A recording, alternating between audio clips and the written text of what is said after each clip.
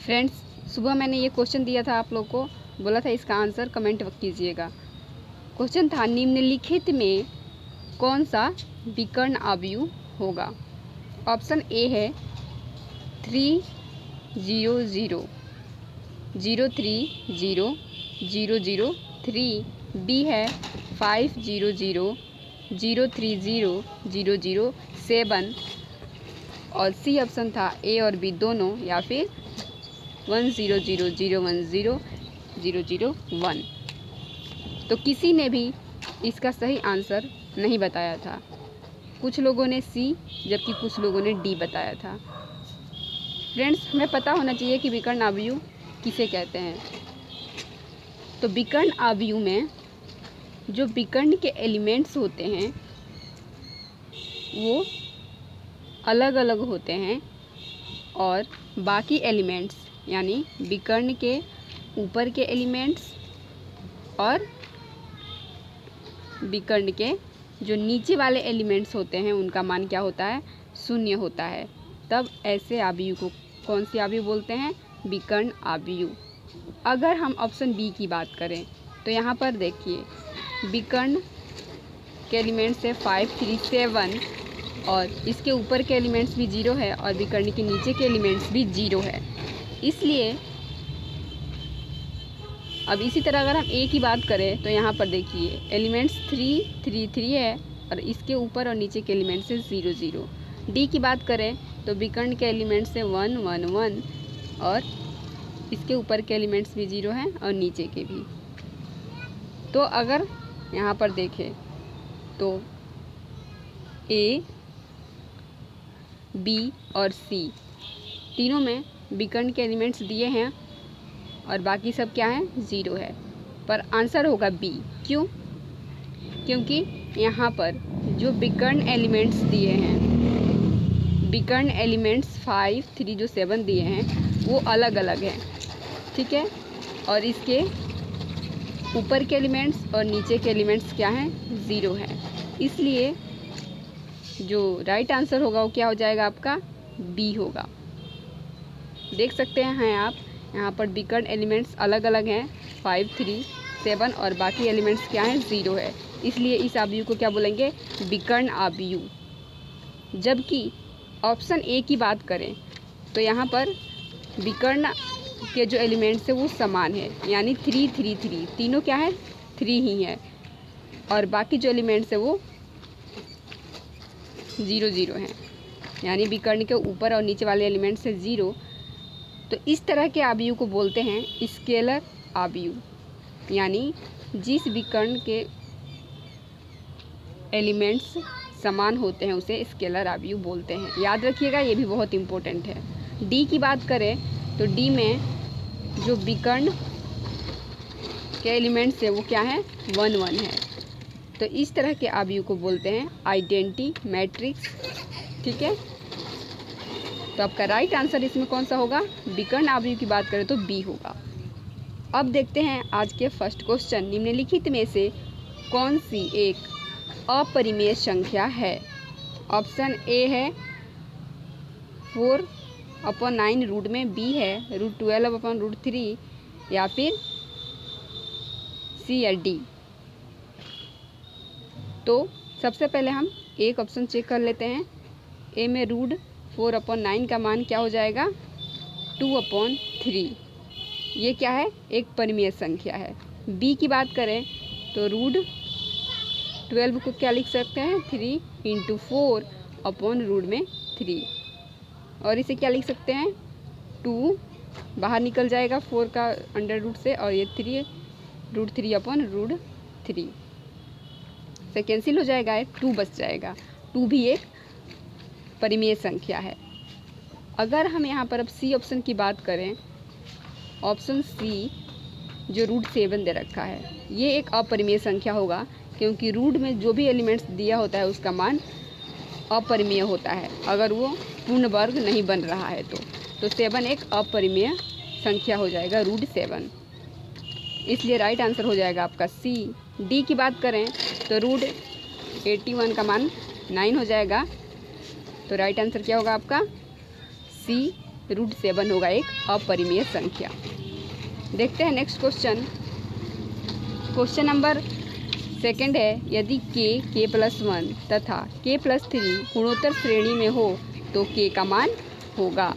Option है 1, B option है 3, सी है 5 या फिर 7। तो कैसे करेंगे इस क्वेश्चन को?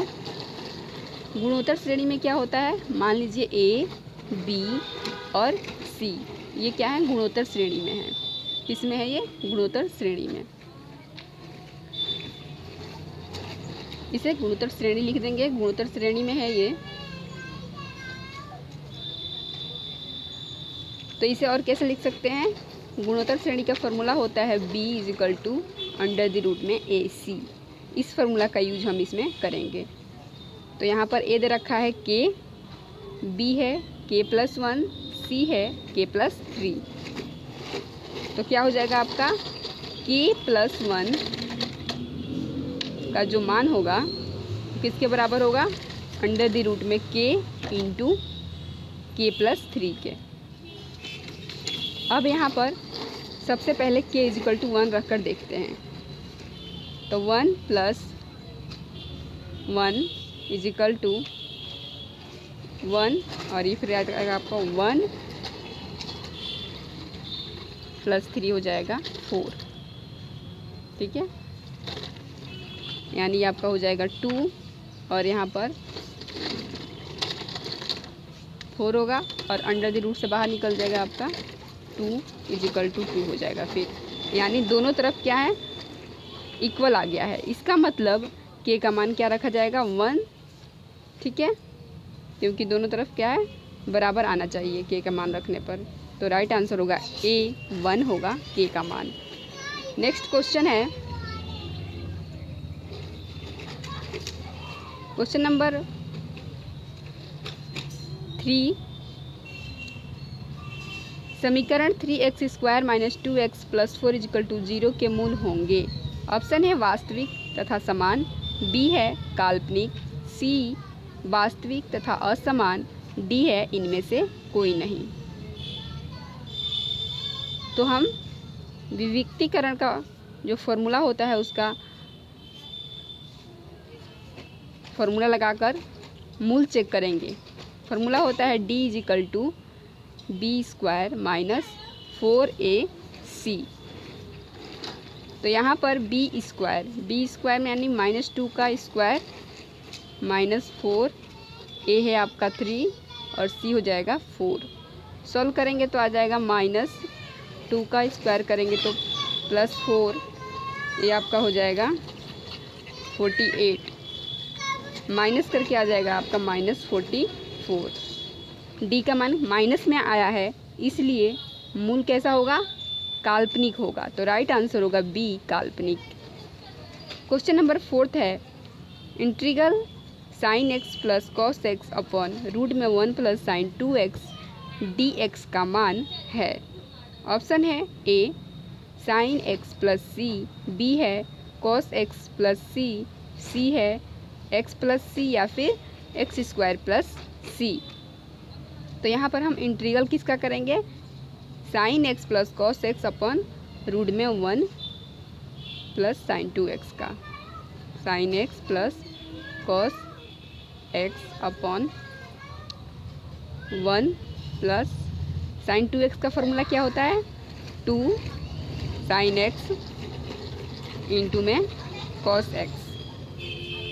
ठीक है, अब अगर हम 1 की बात करें तो 1 की जगह पर क्या लिख सकते हैं, 1 की जगह पर लिख सकते हैं sin² थीटा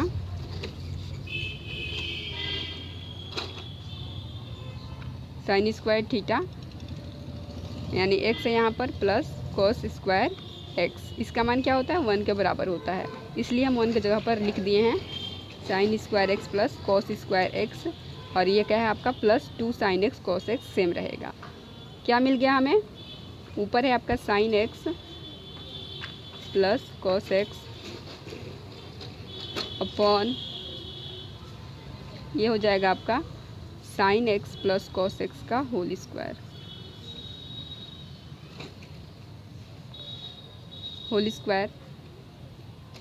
स्क्वायर से रूट क्या हो जाएगा, कैंसिल हो जाएगा। तो कैंसिल होने के बाद क्या हो जाएगा आपका, sine x plus cos x upon sine x plus cos x into में आ जाएगा d x. Sine x cos x से sine x cos x cancel हो जाएगा, यानी इंटीग्रल 1 का डी एक्स, यानी 1 का आपको इंटीग्रल निकालना है। तो 1 का इंटीग्रल क्या होता है, x होता है, और कांस्टेंट प्लस कर देंगे यानी c। तो राइट आंसर क्या होगा आपका, c x प्लस c। देखते हैं नेक्स्ट क्वेश्चन। क्वेश्चन नंबर 5 है, integral log x plus d x का मान है। a है x plus log x plus c, B है x log x minus x plus c, C है x square log x plus c, और D option है 1/x log x plus सी। तो यहाँ पर हमें इंटीग्रल करना है log x dx का। तो सबसे पहले हमें क्या है, यहाँ पर मान कर चलेंगे कि log x के मल्टीप्लाई में 1 है, क्योंकि यहाँ पर फर्स्ट और सेकंड वाला जो मेथड होता है इंटीग्रल का वो यूज करेंगे। क्या होता है, फर्स्ट का डिफरेंशियल यानी 1 का डिफरेंशियल x, 1 का इंटीग्रल x, और सेकंड आपका सेम रहेगा यानी log x है यहाँ पर सेम रहेगा।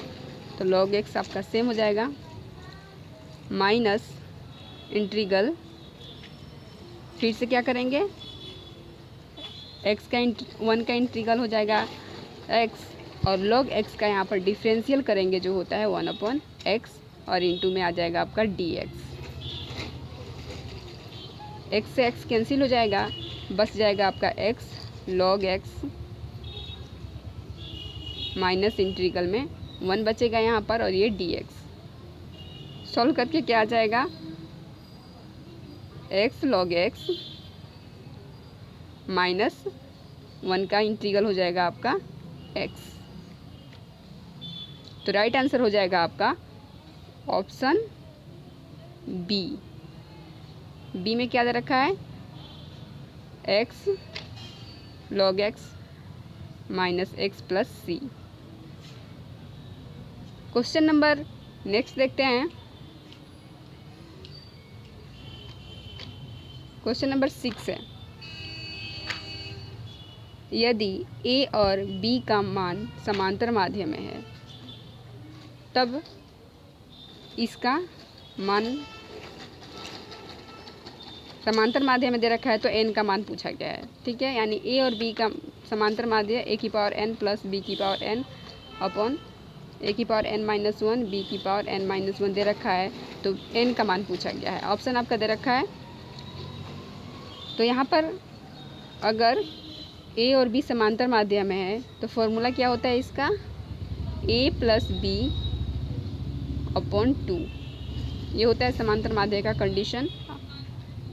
अब क्या करेंगे हम, अब यहाँ पर n इजिकल टू सबसे पहले क्या रखेंगे, ऑप्शन ए में दे रखा है आपका 0, तो 0 रख लेते हैं।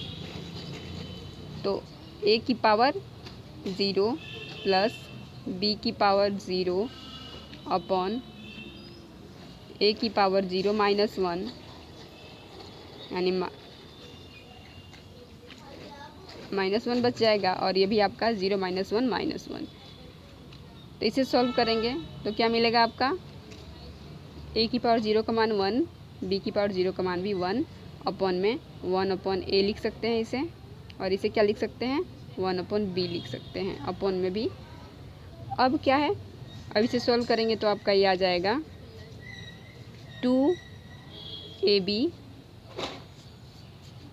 ये आपका हो जाएगा b प्लस a, और ये ऊपर ab आ जाएगा एलसीएम लेने के बाद, ठीक है। तो आप देख सकते हैं ये क्या है, समांतर माध्य के कंडीशन को फॉलो नहीं कर पा रहा है। समांतर माध्य क्या है, a प्लस b अपॉन 2 होना चाहिए, जबकि यहाँ पर क्या हो रहा है, ये नहीं आ रहा है। इसका मतलब n का मान 0 नहीं हो सकता।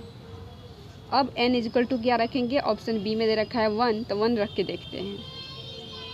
तो यहाँ पर 1 प्लस b की पावर 1 अपॉन ए की पावर 1 माइनस 1 प्लस बी की पावर n यानी 1 माइनस 1। तो इसे क्या लिख सकते हैं, a प्लस बी, और ये हो जाएगा आपका a की पावर 0 प्लस b की पावर 0, और इसे लिख सकते हैं a plus B upon 1 plus 1, यानी क्या हो जाएगा,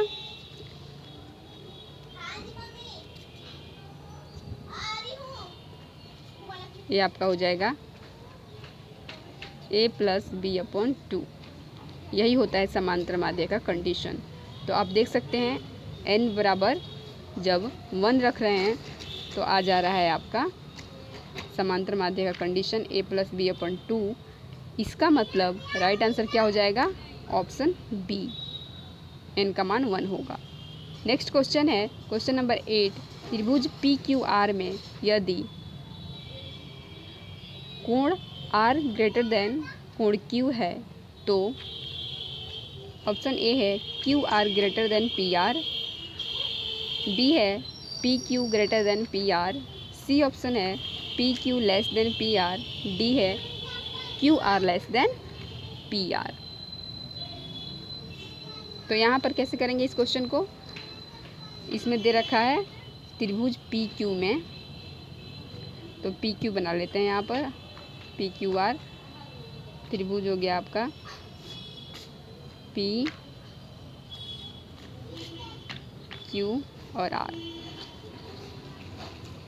इसमें क्या दे रखा है, कोण आर बड़ा है कोण क्यू से।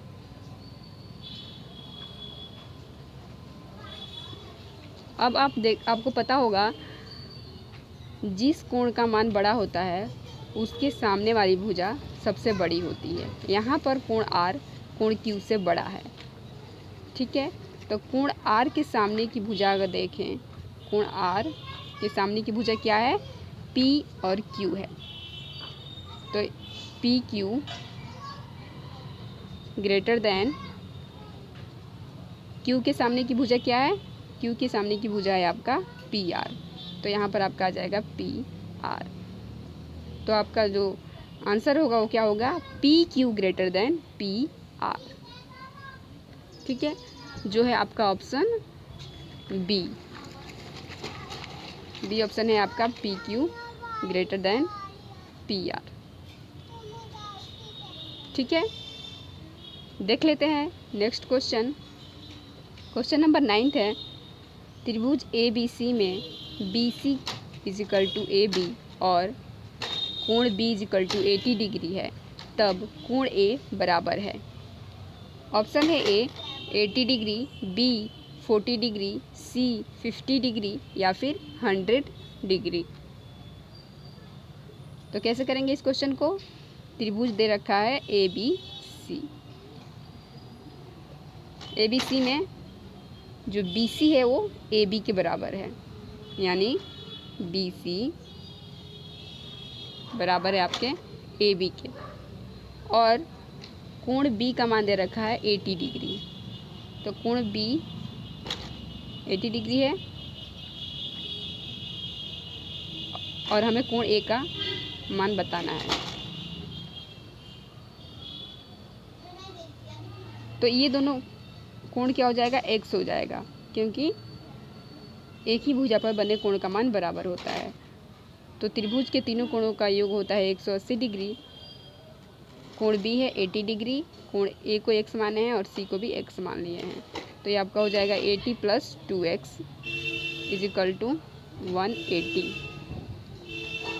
यहाँ से 2x इधर रहेगा और इधर 180 में से 80 माइनस करेंगे तो आपका 100, और 100 को जब 2 से डिवाइड कर देंगे तो 50। तो इस तरह x का मान आ जाएगा आपका 50 डिग्री, यानी a का मान क्या मिल गया, 50 डिग्री। क्वेश्चन नंबर 10 है,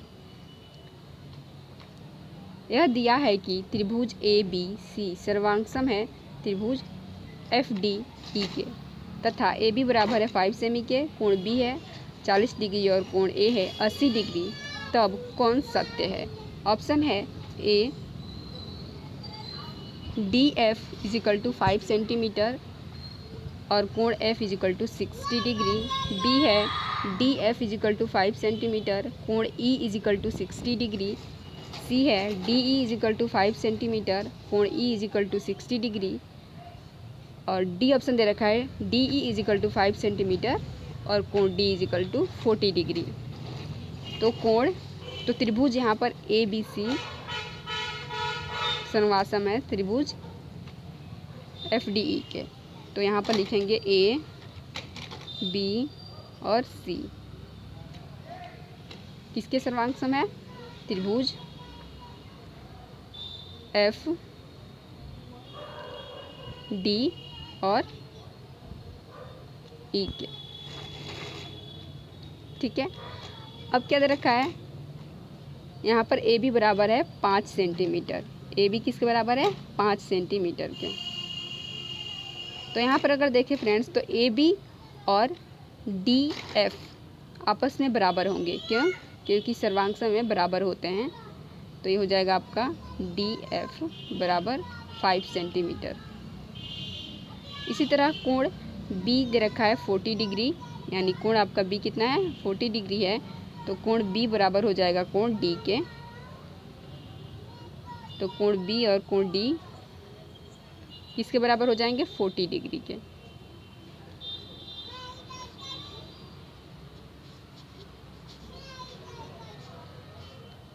किसके बराबर होंगे? ये 40 डिग्री के बराबर हो जाएंगे।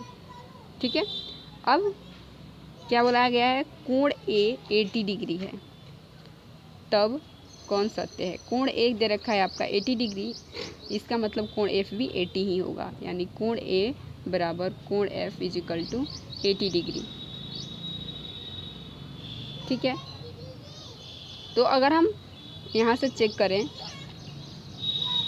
तो आपका अगर ऑप्शन ए की बात करें तो ऑप्शन ए में डी एफ 5 सेंटीमीटर है।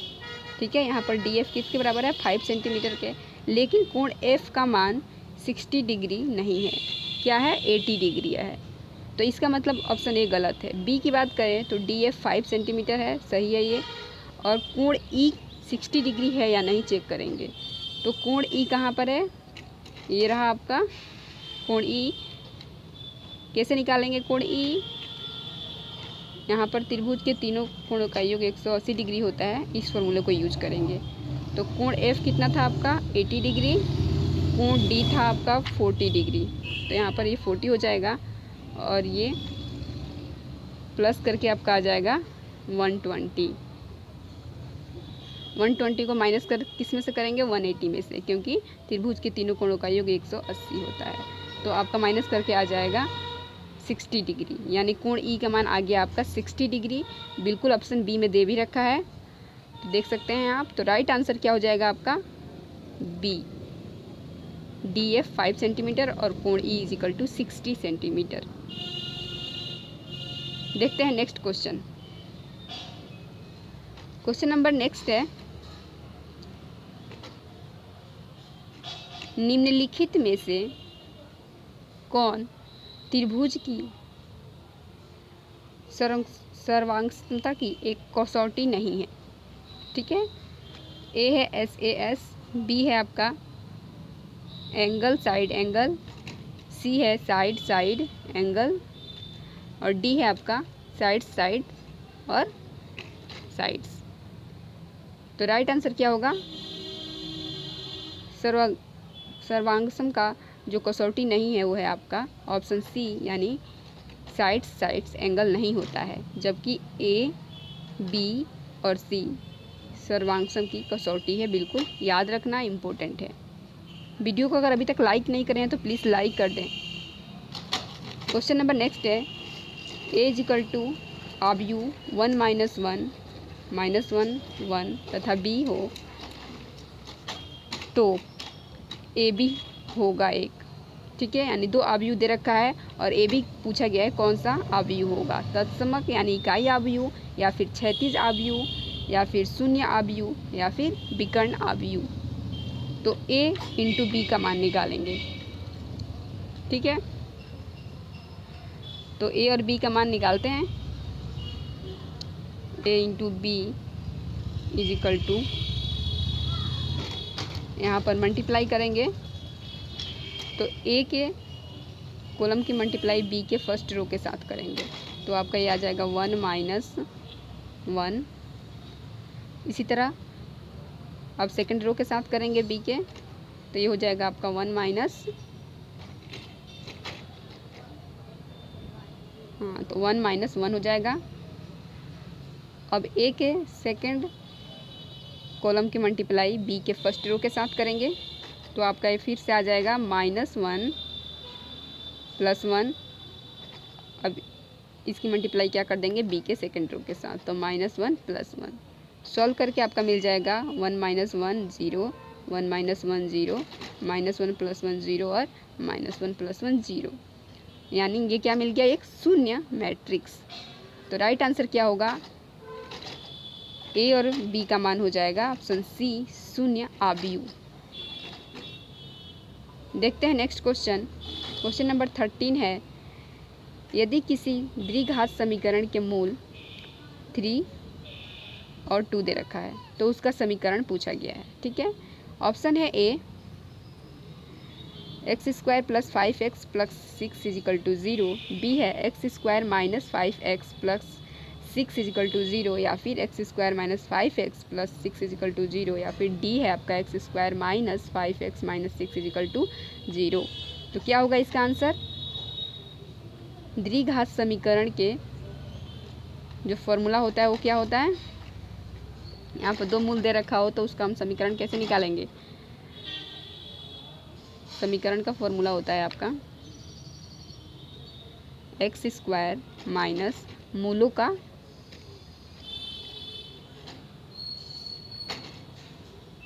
मूलों का योगफल इंटू x प्लस मूलों का गुणनफल।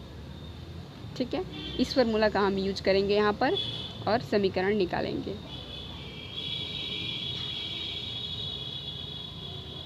सबसे पहले मूलों का योगफल निकालेंगे, फिर मूलों का गुणनफल। तो मूलों का योगफल क्या हो जाएगा, मूल दे रखे हैं आपके 2 + 3, मूलों का योगफल हो गया 5 और गुणनफल हो जाएगा 2 × 3। 2 × 3 का मान हो जाएगा आपका 6। तो मूलों का योगफल निकल गया आपका 5 और मूलों का गुणनफल 6। अब समीकरण में इसका मान रख देंगे, x² - मूलों का योगफल कितना आया था 5 इंटू में x प्लस मूलों का गुणनफल आया था आपका 6। सॉल्व करेंगे तो क्या मिल जाएगा, x² - 5x + 6। तो राइट आंसर हो जाएगा आपका ऑप्शन बी, x² - 5x + 6 = 0 होगा समीकरण। नेक्स्ट क्वेश्चन है, क्वेश्चन नंबर 14 है, निम्न में से कौन सा सही है। ऑप्शन दे रखा है a is greater than g greater than h, b है a greater than g greater than h, c है a greater than a g less than h, या फिर ऑप्शन डी।